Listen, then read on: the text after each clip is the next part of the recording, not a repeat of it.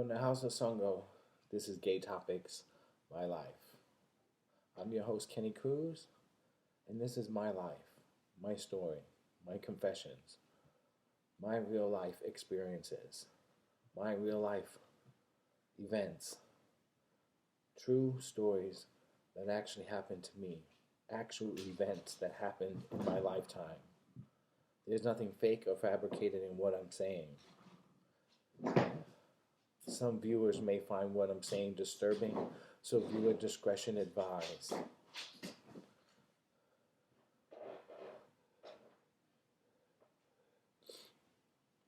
Part of me doesn't want to go to the hospital. I was finally able to open my eye today fully, and the entire opal was completely red, like blood, and like blood from the elevators in The Shining. It was blood red like that, or Cabernet Sauvignon wine, or even a glass of Merlot. It was red like that, and the entire opal and pupil were completely covered in blood, except for this white cotton ball patch that would be where my pupil is. I don't know if I have cataracts now, but I definitely cannot see out of my right eye, and I'm constantly tearing. The lighting here is low, and you really can't see the actual damage to my eye, but I really think I need to go to the hospital, but I'm contemplating that because, on one hand, I lost my sight already. So, what's the point? I might as well just. I'm sorry, but I'm just thinking that, my best attribute about myself that I've always loved was my eyes.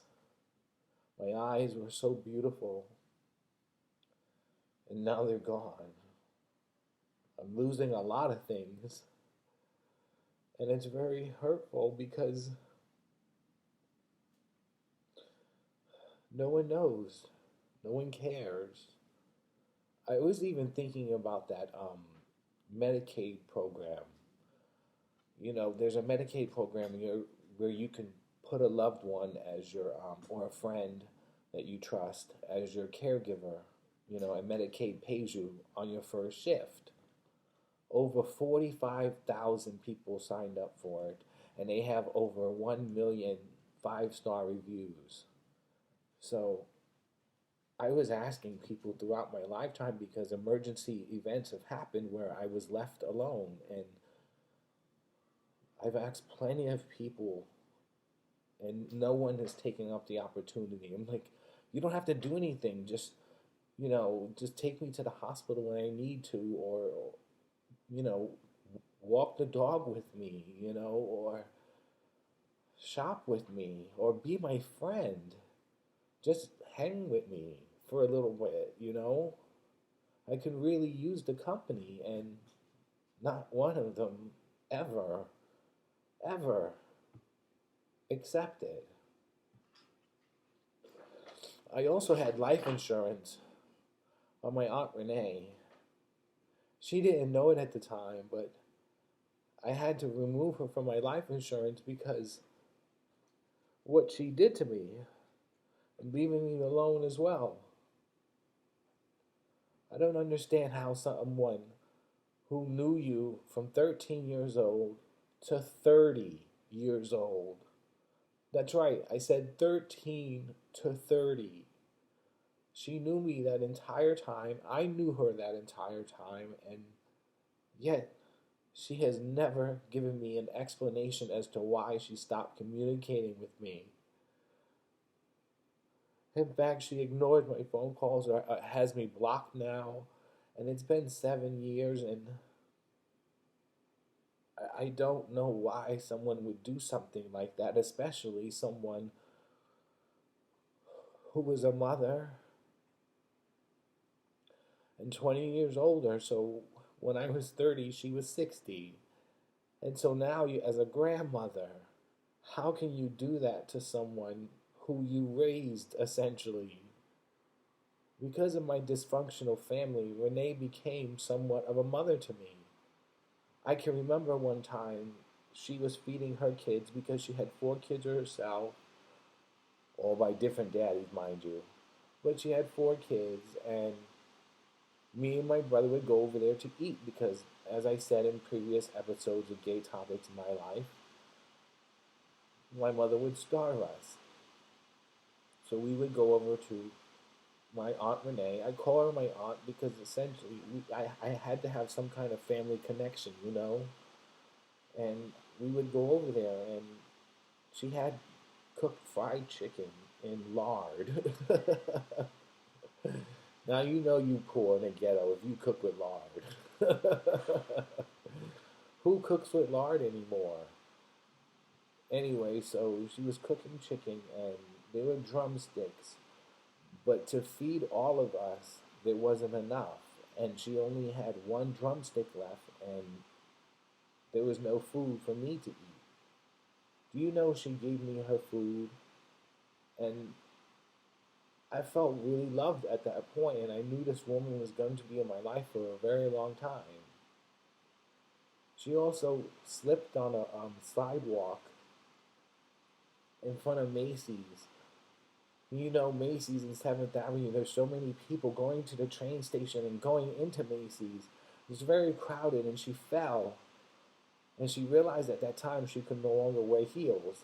I mean, they really weren't heels because they were only like half an inch, you know, or an inch tall, but she couldn't wear heels anymore, and she sprained her ankle, and I had to carry her on the train to Far Rockaway, 2 hours away.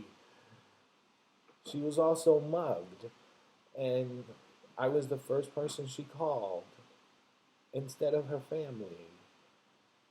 We would go out and sit outside and eat like brunch and stuff on a daily basis and go shopping, and guess who paid for it all? I did. And I didn't have a job, but I still paid for it. I don't know. She criticized me many times for going on so many interviews and never getting the job. Or then when I did get the job, I didn't stay long. And she hated me for that, I guess. She also hated me for being gay because she blocked me from the house for 5 years. And when I came home from the military, she wouldn't open the door. She eventually put me back in her life, but for how long? Because she eventually left. I don't know how people can conceive like the notion that doing something for so many years is not only repetitive, but it becomes somewhat your normal, your everyday. You know, like you cook dinner, you walk the dog at a certain time, you go to work at a certain time, you take a shower at a certain time. You do things, you know, in retrospect, the same, and you expect them to be the same. And unfortunately, when someone disappears, your life changes and the reality changes, and those things are not happening anymore. And I don't know how someone can live with that idea of like just abandoning you, or abandoning the friendship, or abandoning the love and affection and the humanity in someone. You know, it just. I'm talking to you with my eyes closed because I cannot see, and the light is extremely bright, but I need the light on so you can see as much that I can't even open my eye on my right side. And it burns. It feels like there's sand and glass at the same time. I'm constantly tearing. I need to go to the hospital, but I don't want to wait 9 hours. But then again, I'm waiting here 9 hours in my room, you know, with my eyes closed, listening to CNN.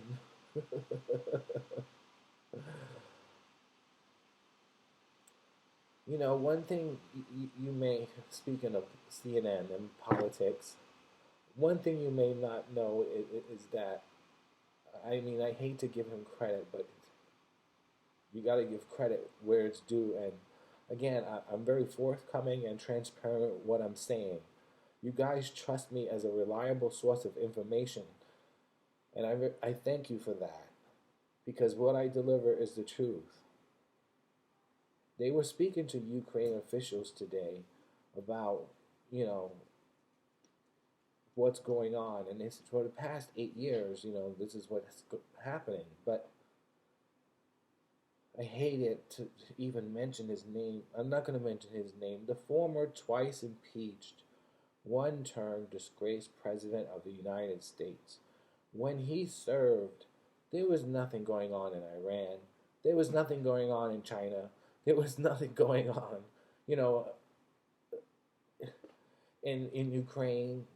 There was nothing going on except here. It was all homegrown. And I wonder if there's something there, but I just can't put the pieces together, but it sounds very suspect to me. I don't know why I'm going on about the Ukraine. I just don't like war, and I can't serve now. Like, I was thinking about that the other day too. Like, me being a police officer, I can perhaps maybe if I was younger when I applied, but I couldn't because I was away serving my country. But perhaps, by the time I was 35, I could retire because I don't see myself as a cop now. I don't, especially with what's going on with me medically and physically.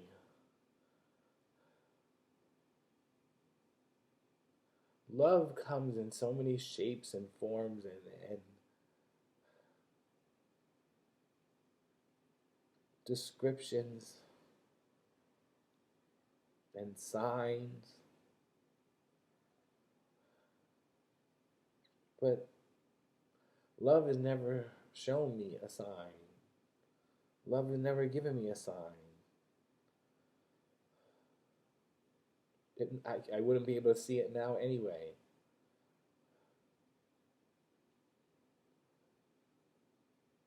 The only thing I had left were my eyes. Everything is gone. My beauty, my body, my dog, my money, my job, my family, my friends, my nieces and nephews, my neighbors, my other dogs, in the park. Like, that bothers me too. Like, I understand that you have to interact with a dog, but would you like to interact with me and get to know me? Like, I see them talking and knowing each other's names and stuff, but no one knows my name, or I don't know. There's if is there a neon sign on my forehead that says "Stay away"? I mean, with this eye like this, you can see, but I'm wearing a mask, so I try to conceal it as much as possible, but it's still very painful, and it's been going on for 5 days, and I also know if I go to the hospital, I'm going to be taken in, and I need to take care of Bingo. I can't let him stay here by himself. and not be fed.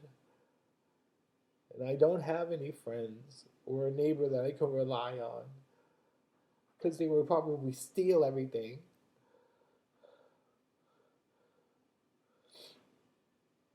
I don't I don't know what to do. I always find a way out of the situation, but it just takes some time and thinking. I think 5 days with this like this is long enough, and whatever damage I may have caused even more, then so be it. Because as I said, there's no coming back from losing your sight. There's no coming back from that. I'm gonna be like my dog Bill Clinton, who only saw out of one eye. But what's most damaging is, like I said, it's the fact that the white is covered my pupil. You can't see the beauty in my eyes anymore. I I'm not beautiful anymore.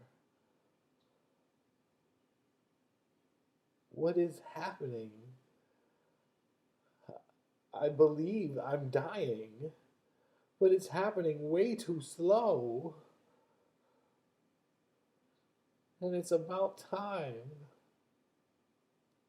I want to die. I don't want to live this life anymore. I don't. And I don't want to live alone. And I don't want to be alone. I haven't had sex since 2012. 2012.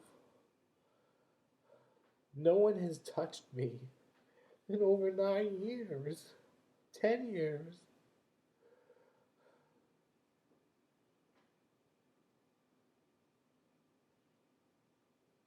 They wouldn't want to touch me now anyway. I'm not the same person that I was 10 years ago. I no longer look the same, and with me looking like this, I look like a fucking invalid. Like an incubus or something, like you just want to run away, as they always do.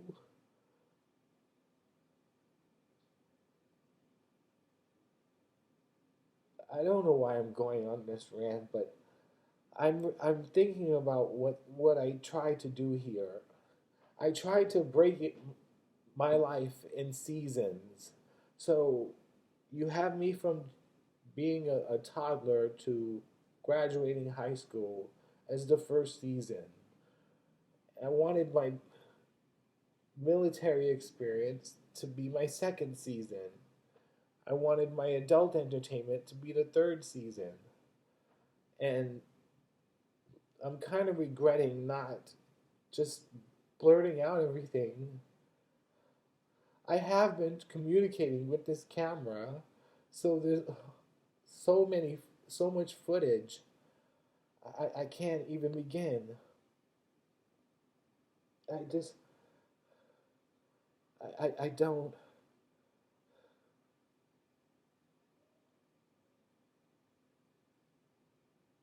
You know, what they did to me with bingo was really, really dehumanizing and immoral, unethical, and degrading. They put me in a mental institution. I do believe this whole stroke thing is happening because I believe I had a mini stroke, which is why my eye is like this. But I really believe this has caused the stress of that, and losing my new dog had put so much pressure on me, and therefore my immune system failed.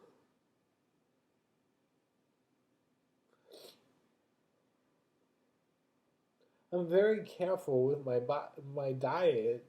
I mean, not during the pandemic, but I know what I'm doing with my body. How do you think it looks so beautiful?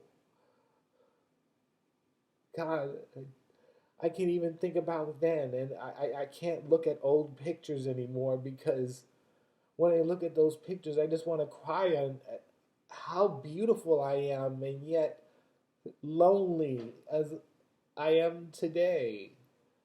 No one liked me. No one wants to me in their life.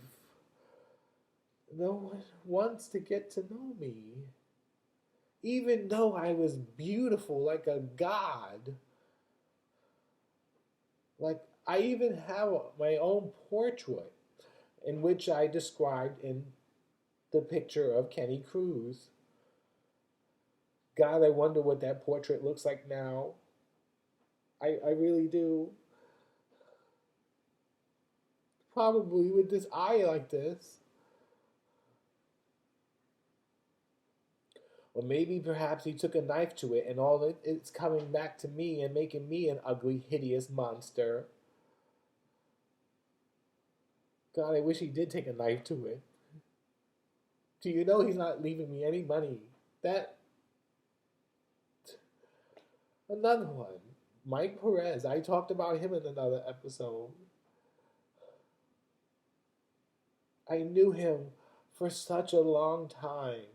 He made a portrait of me and is not even going to give it to me when he passes away. How do I know this, you may ask? Well, because he was going through some depression stages where he was drinking a liter of alcohol a day. He wasn't getting out of bed because he had some bad breakup, and he was in a really depressive state. And see, that's another thing. He went on to date so many other men and never once referred me to anybody or told me to, you know, talk to one of his friends, or maybe one of his friends liked me. I couldn't understand why, as gorgeous as I was. And I'm not trying to sound conceited, but I was beautiful. I was beautiful.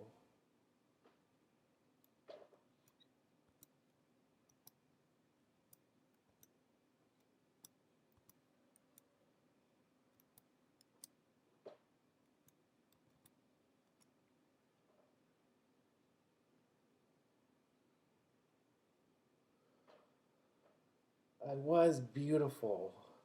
I was really beautiful. And his evil vengeance against me for not wanting to date him really damaged me. Or he damaged me. How can someone be so evil?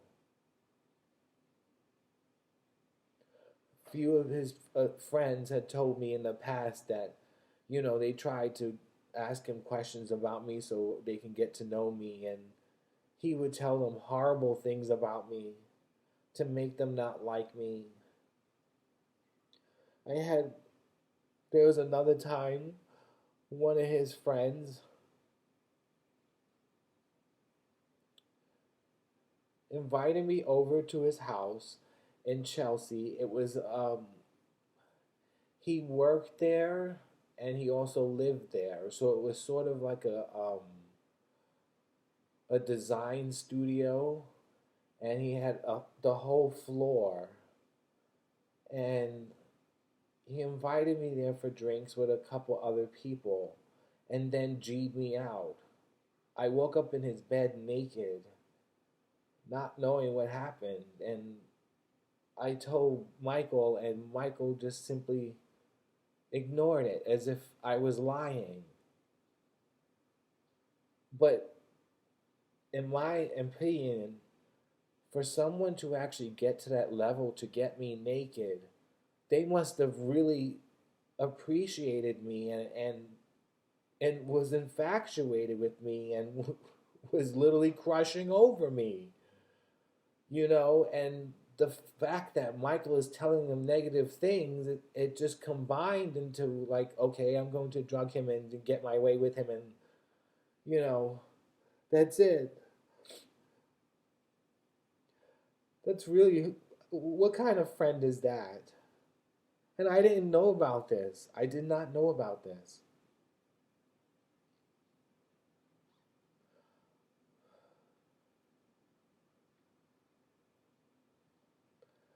I'm supposed to speak on specific stories every day, but it seems as I've been sick, I've been going on so many different tangents.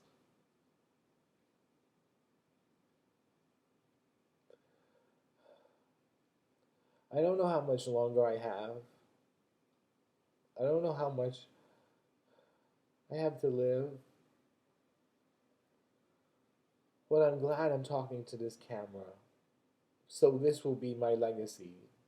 This will be proof of what people have done to me. This will be proof of what society has shunned me from. Even my own community has turned their backs on me. This is my own life. These are real life experiences. There's nothing fake or fabricated in what I'm saying. These are real life stories. Some viewers may find what I'm saying to be disturbing, but viewer discretion advised. I'm your host, Kenny Cruz, and this is Gaytopix, My Life. Remember, you're always in the mix with Gaytopix.